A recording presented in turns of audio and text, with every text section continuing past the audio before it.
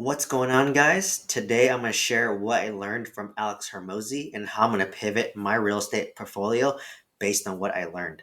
For those of you who don't know who Alex Hormozi is, he's gone insanely viral recently. He just popped up on my YouTube homepage. I'm sure he popped up on yours. And he is pumping out a lot of content that I consider to be very valuable. He's talking a lot from his experience, and that makes it more meaningful. And that's kind of my strategy and teaching method too, is I'm sharing my experience in scaling a 90 unit real estate portfolio over the past 5 years and just sharing the lessons that I've learned along the way so that you don't have to go through the same pain that I did, and hopefully it'll expedite your journey. So from his content and the lesson that I learned, I want to relate these lessons that I learned as it pertains to real estate. So I hope you enjoy. So the lesson that I learned is just be good at one thing. Real estate investors, myself included, I'm very guilty of this, have shiny object syndrome, which are all just distractions. You just pick one thing and become great at it. It doesn't matter what you pick, but just pick one thing. If you can do that one thing for a very long time, you have to do it for at least 10 years and become so great at it that it wouldn't make any sense at all if you failed. So just think about that. If you did something for 10 years, how are you going to be bad at it? Like if you constantly are trying to improve and you're constantly doing it over 10 years, you will be successful in a way. So it's better to be great at one thing versus to be good at like three or four different things where your attention span and your mental energy is diluted between multiple things, right? And let me share an example. So Warren Buffett, he's one of the richest men in the world. I think he's in the top five. Um, One of the top five billionaires in the world. And one reason why he's so successful is because he's been doing investing in stocks for 70 years. And a lot of his investments compounded over that 70-year span. Like he had an opportunity, assuming a 7 to 8% average return, his money doubles once every 10 years. So his money doubled 7 times. If he's at 20%, that means his money doubled uh, every 3 years. So his money doubled, what is that, 20 times. So because he was doing just one thing, no distractions, he leveraged time to compound his money and his wealth. So now, how does this apply to real estate?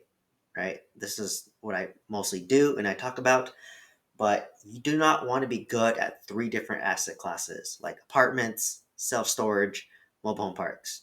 You're just going to spread yourself thin and be average in all three of those classes. So this hit home, right? I own single family homes, apartment complexes, and a mobile home park. I'm just good at each, but not great at one of them, right? And if I was just focused on being great at one asset class, just choose one. For example, if you choose apartments, you go all in for apartments. If you want mobile home parks, you go all in on mobile home parks. Let me share Grant Cardone as an example. He only does A class apartment complexes, predominantly in Florida, and he just started to expand to other markets like Houston and Atlanta once he exhausted Florida. He buys nice, brand new build, A class apartment complexes with a lot of amenities, by the beach, infinity pool, club room, gym, rooftop bar, everything, all the luxury, apartments out there. And he buys them in Florida predominantly, but eventually he maxed out Florida. So now he's expanding to other high cost of living markets like Houston, which is growing, Atlanta, Georgia, which is growing. So he did the one thing in Florida with A class apartment complexes and he maxed it out. And then once he maxed it out, and keep in mind, he's at 4 million in real estate. So maybe at 3 billion, that's when he maxed out. He moved on to another market. So for me, I own two apartments in Oklahoma. I'm not near enough of maxing out Oklahoma, as an example. Another example is the Bovita Group, which is the fifth largest mobile home park operator, and all they do is mobile home parks. They don't do self storage, they don't do apartments, just mobile home parks. And they haven't maxed out mobile home parks yet. And they start off investing in the West Coast in mobile home parks. And once they max that out, they expand to the Southeast, to the Midwest, and to the East Coast. So now they're expanding after they maxed out California. So this message hit home for me for many reasons. And let me share how it relates to my real estate portfolio, right? So for everyone that knows, I own 90 units. I got 5 single-family homes, which is where I started off, mostly in California. I got 2 apartment complexes in Oklahoma and a 1 mobile home park in Alabama. If I were to pick one asset to massively scale and go all in, it'd be apartment complexes in Oklahoma. And let me share you why. I know the Oklahoma market like the back of my hand, and I have a strong team in place. I can easily scale to 200 units with my current team, my current property manager, my current general contractor, with my current system. And it's very affordable in Oklahoma without much time, energy, and stress.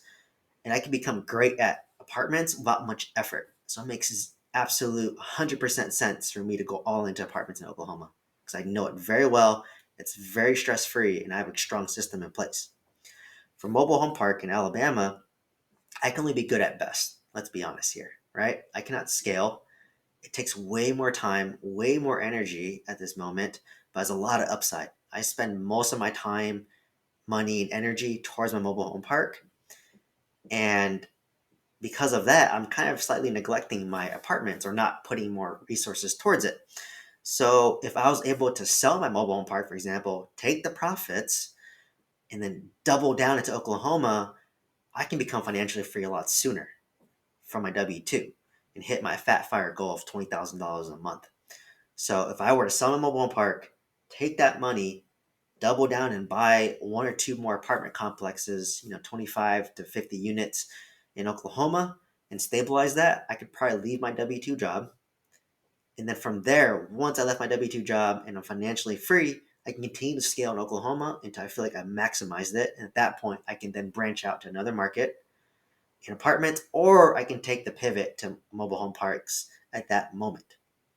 So, um, overall, another option is I have 5 single family homes, right? I can sell one of my single family homes and do a reverse 1031 exchange. So I can identify, let's say, a 50 unit apartment complex that I like, and I can sell one of my single family homes in California, which has a lot of equity in it, and then do a reverse 1031 exchange and put that money tax deferred into that apartment complex. And then from there, it'll have more cash flow and help me retire sooner versus my single family home. So that's kind of what hit home for me. And it's just like it just blew my mind completely. Like I thought I was a buy and hold. I'd never want to sell. But once I understood this like concept of just focusing on one thing, it blew my mind. So now that I related this one thing concept to my real estate, let me pivot and see how it relates to my business. So, as you know, I tried multiple businesses and failed at many, right? At one point, I owned an independent pharmacy, Amazon drop shipping store. I had my Making Multifamily Money course, mentorship, as well as my direct mailing automation service, which ties in with my course. And, I tried independent pharmacy. For those you don't know, I've been a pharmacist for 10 years, still currently work. So I thought it made sense. But I quickly realized that there's thin profit margins, high overhead, a lot of upfront cost, requires me to physically be there, and it's just not scalable, right? I lost some money, exited the independent pharmacy, and will never attempt the physical business again. It just makes no sense for at this point. And it's not something I want to do either. And next is I owned an Amazon dropshipping store, promoted by a famous YouTuber, and the store was losing money every month. It was distracting me from my real estate portfolio, my course business, my YouTube personal brand. So I decided to just cut the cord, take the losses, and move on and free my mental energy of that, right? And then after cutting out the excess, I will focus 100% on my course and mentorship and my direct mailing automation because I want to create the best Making Multifamily course that automate your mailers for you, because I know if you do your mailers for 6 to 12 months, you will get your first apartment complex. So why would I not double down to always focus on improving my course and remove all the distractions of my independent pharmacy, my Amazon drop shipping store, anything else? I want to free all the distractions and just put 100% of my focus on this course and on apartment complexes in Oklahoma. So if I do that over the course of 10 years, I'll be very great as an apartment complex investor in Oklahoma and great in terms of a uh, teacher and helping people go from their single family homes over to multifamily. If I can do that for 10 years, I'll become very great at it. So once again, This is the concepts that I've learned from watching Alex Hormozi's YouTube video, is to focus on the one thing. If you can do this one thing for a very long time, you will be successful. Overall, I hope you found value from this video. Please like and subscribe, and please place a comment down below how this concept has changed or reframed your mindset. And if you're interested in the Making Multifamily Money course or the direct mailing automation service, click out the link down below. I hope to see you in the next one. Peace.